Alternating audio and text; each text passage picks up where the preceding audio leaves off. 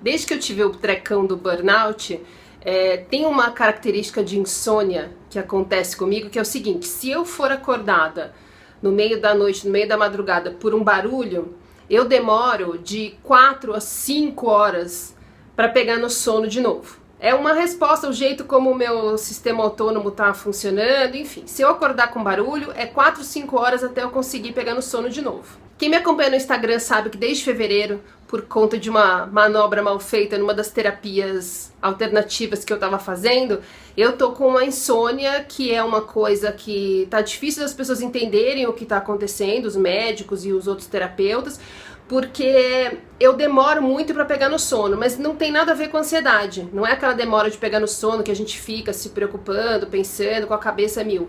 Eu simplesmente não pego no sono. E por conta da fadiga, a gente ter uma insônia que deixa a gente dormindo às vezes metade do tempo que a gente precisa para funcionar mal menos, fica complicado, né? Porque se eu não durmo, sei lá, se eu dormir 5, 6 horas numa noite, no dia seguinte é um sofrimento. Eu fico muito exausta, é bem complicado. Isso posto, semana passada teve um dia em que eu tava muito cansada, no meio desse período da insônia, mais fadiga, quer dizer, um negócio que tá pegando pra mim, que tá me deixando bastante tensa e sem entender direito, enfim, sofrendo as consequências. Teve uma noite em que eu deitei e dormi imediatamente, deu 15, 20 minutos, eu acordei com o barulho aqui do vizinho de cima. Acordei mais ou menos 1h da manhã, quando deu 6 da manhã, eu ainda estava acordada, eu ainda não tinha conseguido dormir, mesmo estando imóvel na cama, em silêncio, relaxada. Nesses 3 anos do trecão do burnout até agora, eu realmente me desesperei umas 4, 5 vezes. Essa da semana passada, essa noite em que eu fiquei acordada, foi uma delas.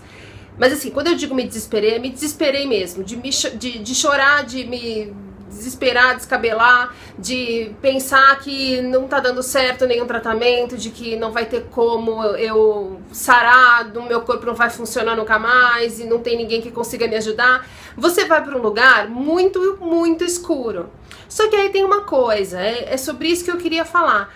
A gente já tá numa situação tão frágil, né? Tão sensível, em que a gente tá cansado, exausto, tá com medo, tá desesperado, tá meio sem perspectiva, você tá precisando rever a sua vida completamente, você tá precisando mudar os seus hábitos de pensamento, de comportamento, são coisas muito profundas, você precisa encarar de frente, pegar na unha todos os seus defeitos, todas as coisas que você não consegue lidar direito e que causa o seu estresse. Você precisa encarar isso para entender por que você ficou com um nível de estresse tão alto e aprender a lidar com essas coisas de uma forma diferente para que você consiga viver a partir daqui com muito mais leveza, muito mais tranquilidade. Por isso que eu falo que é uma reinvenção. Então a gente está no meio desse processo super pesado e a gente vê pelo feedback das pessoas à nossa volta que a gente não tem direito a se desesperar. Porque quando as pessoas veem, por exemplo, fulano teve um AVC, ele teve um estresse, um pico de estresse muito alto, um período de estresse muito grande, ele tem uma carreira em que ele, enfim, se estressa muito, e ele teve um AVC. Se esse cara que teve um AVC se desesperar completamente, as pessoas em volta vão compreender. Ele teve um AVC, ele está desesperado. É normal, no lugar dele eu também estaria. Quando você tem um burnout, e nós já cansamos de falar aqui sobre isso, e as pessoas veem como uma frescura, como um exagero, como uma coisa da sua cabeça, e não como um problema físico, não como um problema mental, eles veem como um desequilíbrio seu, uma total falta. Enfim, nós já falamos muito sobre isso, já cansei. Isso faz com que a gente se sinta culpado quando a gente se desespera. Já reparou nisso? Então, ao mesmo tempo em que você chegou num limite que faz com que você momentaneamente se desespere, você ainda tem que carregar o peso da culpa em estar se desesperando, já que as pessoas à nossa volta, falando direto ou indiretamente, deixam muito claro que a gente não tem esse direito.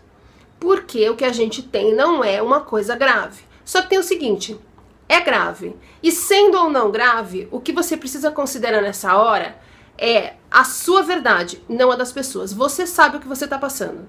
Elas não sabem. Nós já cansamos de ver aqui, de falar aqui, elas não têm ideia do que a gente está passando. Então você sabe o que você está passando naquele dia, nesse momento, nesse período. Se você chegou num ponto baixo, a ponto de se desesperar completamente, se desespera completamente. Sabe aquela pessoa que fala, ai, não fica assim? Fica assim. O negócio é, o truque é, fica assim um dia. Se desespera, chora, se descabela, xinga Deus e o mundo. Não xinga as pessoas que te ajudam, porque isso seria uma puta ingratidão. Fala sério, depois você vai ficar com aquela ressaca moral. Mas xinga em você, sabe, passa um dia vendo Netflix, desmarca tudo e fala, ninguém vem aqui, não quero saber, quero ficar sozinha. Você fica lá com aquela âncora amarrada no seu pé. Vai ser um dia terrível, você vai chorar pra caramba, você vai ficar com raiva, você vai ficar revoltada, você vai ficar inconformado. Só que daí depois desse dia, você faz o seguinte, você levanta e continua. Porque você não pode se entregar a esse desespero. Mas também você não pode barrar esse desespero de acontecer. Essa raiva de vir pra você. Abraça essa raiva um dia. Mas chora, faz o que der na telha. Quer ficar puto, fica. Quer assistir Netflix o dia inteiro? Assiste. Quer desmarcar a terapia hoje? Desmarca. Só que amanhã você recomeça. A gente tem que respeitar um pouco o limite da nossa mente dentro desse processo tão pesado. A gente não pode se entregar. A gente não pode se entregar porque nesse ponto baixo, a gente desistir aparece como uma possibilidade. Você fala assim, ah, nada tá adiantando mesmo, olha só como eu tô, nada tá melhor, então eu não vou fazer mais nada, não vou mais na terapia, foda-se, vou viver assim pro resto da vida. E aí você se pega fantasiando como seria a sua vida se você resolvesse se entregar completamente. Isso é uma coisa que pode parecer tentadora, tá? Mas não se entrega. Porque isso é só a gente chegando no limite, ou passando do nosso limite. Isso não é um sinal para que a gente desista. É só um desespero. Abraça o desespero, não escuta se as pessoas estão falando, ai, credo, para, você não tem motivo, você tá super bem, eu tô vendo que você tá normal, ai, que frescura, que exagero. Vocês não sabem a quantidade de vezes que eu ouço assim, ai, vai pra academia, por que você não arruma um freelancer pra fazer? Vai pra academia, sai com as pessoas não compreendem. Não ouve a sua verdade, mas não se entrega. É um dia de se desesperar, se descabelar e chorar e pensar em desistir, e no dia seguinte você toma um banho, respira fundo, vai para sua terapia e continua o processo de onde você parou no outro dia. Aí você vai ver que não era para tanto, não se culpe, naquele momento era para tanto. Só não deixa a coisa, só não perde o controle, não deixa a coisa sair do controle.